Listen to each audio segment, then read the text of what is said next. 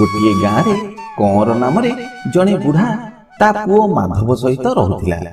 माधवर स्त्री बुद्धि पर घरे काम करी जहा पैसा आणुथिला सेथिरे बाप पुओ को चलाउथिला। कंवर ओ माधव राति हेले चोरी करबाकू जाउथिले। लोकमानक जमीरु पनिपरिबा चोरी करी ताकू बिक्री करी देउथिले। जहा पैसा पाउथिले सेथिरे मद पिउथिले। जेतेबेले धरा पड़ुथिले गाँ दांडरे बंधा होई माड़ खाउथिले भी सेमानक उपरे एहार किछि प्रभाव पड़ु नथिला। 2-4 दिन गले पुणी चोरी करबाकू चली जाउथिले। दिने रातिरे कंवर ओ माधव जनक खेतरु आलू चोरी करी ताकू नियारे पोड़ी खाउथांती। एपटे माधवर स्त्री गर्भवती थिबारु प्रसव जंत्रणारे छटपट हेउथाए। बुढ़ा आलू खाऊ खाऊ कहिला, बहुटा जेतिकी कष्ट पाउची सिए आउ बंचिबनी रे माधिया। ता पाखकू जाई देखिलु जदि मरी जिबा कथा मरुनी काईकी। माधव ता बापा को छाड़ी सेठारु जीवाकू चाहु नथिला। काहेकि ना से जानिथिला मु जदि चाली जिबी बुढ़ा एकुटिया सबु आलू खाई जिवो। 2 जण शीघ्र शीघ्र गरम आलू गुड़िक खाई देई पेटे पानी पी सेई चुली मुंडरे सोई पड़िले। अध राति बेलकू जेतेबेले माधवर निद भांगिला से बुद्धि पाखकू जाई देखिला तार प्राणवायु उड़ी जाइछि। एहा देखि माधव ता बापांकू निदरु उठाई बुद्धि मरी जाइथिबा कथा जणाइबारु बुढ़ा कहिला, तू सोई पड़, सकाळ हेले मु से कथा बुझिबी। बुढ़ार कथारे माधव जाई सोई पड़िला। जेतेबेले ता निद भांगिला सेतेबेलकू सकाळ होई जाइथिला। से देखिला ता बापा छाती को बाड़े खूब जोर रे कांदिबारे लागिछि। ए कथा देखि माधव भी कांदिबारे लागि पड़िला। सेमानक कांद सुनी पड़िसा घर लोक माने जमा होई गले। बाप पुओ को सांत्वना दे बुझाइबाकू बहु चेष्टा कले, हेले बाप पुओ चुप हेलेनि। काहेकि ना अंतिम संस्कार पई तांको पाखरे पैसा नथिला।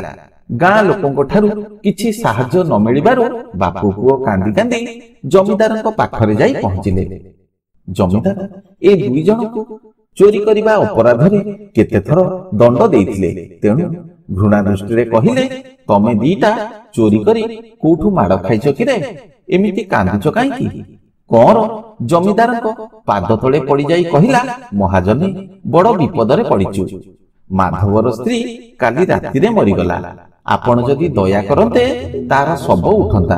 जमीदार रागी जाई कहिले, चोरी न कले तमकू किछि अंटेनि। आज जेमिति असुविधा पड़िला चाली आसिलो। जमीदार 2 टंका बाहर करी कंवर उपरकू फोपाड़ी देले। पैसा पाइबारु बाप पुओंको कांद बंद होई गला। एहा परे सेमाने सेठारु चाली गले। जमीदार पैसा देइथिबा कथा गाँर लोक माने जानिबारु तांको मनरे भी दया आसिला। सेमाने भी किछि किछि पैसा साहाय्य कले। कंवर ओ माधव पाखरे जेतेबेले 50 टंका जमा होई गला, सेमाने लोक मानकू कहि बजाररु काठ ओ सब सत्कार पई जिनिस किनिबाकू बाहरी पड़िले। एपटे लोक माने अर्थी सजाड़िबारे लागि थांती। जेतेबेले एमाने बजार रे आसी पहुंचिले, बुढ़ा कहिला, आमे काई पैसा खर्च करी काठ किनिबा? काठ तो गाँ रे मिली जिवो। चाले सस्तारे खंडे साड़ी किनी नै जिबा। माधव कहिला, साड़ी किनिबा दरकार नाही, चालो को दुकानरु चोरी करी नबा। बापू पुओ चोरी करिबा उद्देश्य रे बजार सारा बुली बुली सुजोगर अपेक्षा रे रहिथिले। जेतेबेले संध्या होई गला, बुढ़ा कहिला, अंधार हेबाको बसिलानी। गाँ लोक माने आमकू कोन अपेक्षा करी बसिथिबे?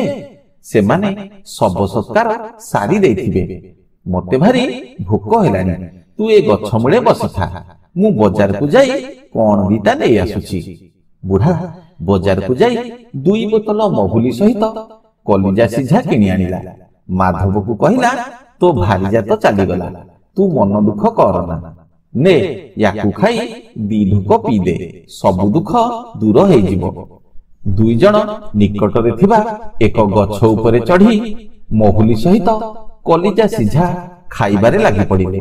जेतेबेले से बोतल सरीगला, बुढ़ा आउ 2टी बोतल किनिबाकू चलीगला। ମାଧବ କହିଲା, ଗାଁ ଲୋକମାନେ ଆମକୁ ଅପେକ୍ଷା କରି ବସିଥିବେ। ଆମେ ଯଦି ସବୁ ପଇସାରେ ମହୁଲି ପିଇଦବା ସେମାନଙ୍କୁ କଣ ଉତ୍ତର ଦବା? ବୁଢା କହିଲା, ତାଙ୍କୁ କହିବା ପଇସା ହଜିଗଲା, ବହୁତ ଆଡେ ଖୋଜିଲି, ମିଳିଲାନି। ଆମ କଥାରେ ତାଙ୍କର ବିଶ୍ୱାସ ନହେଲେ ନ ହଉ, ସେଇମାନେ ପୁଣି ଆଉଥରେ ପଇସା ଭେଦା କରି ଶବ ସତ୍କାର କରିବେ। ମାଧବ କହିଲା, ମୋ ସ୍ତ୍ରୀ ପର ଘରେ କାମ ପାଇଟି କରି ଆମ ଦି ଜଣକୁ ଚଳଉଥିଲା। ବିଚରା ମଲା ବେଳେ କେତେ କଷ୍ଟ ପାଇଲା, ସିଏ ତ ଚାଲିଗଲା, ଆମେ ଚଳିବା କେମିତି?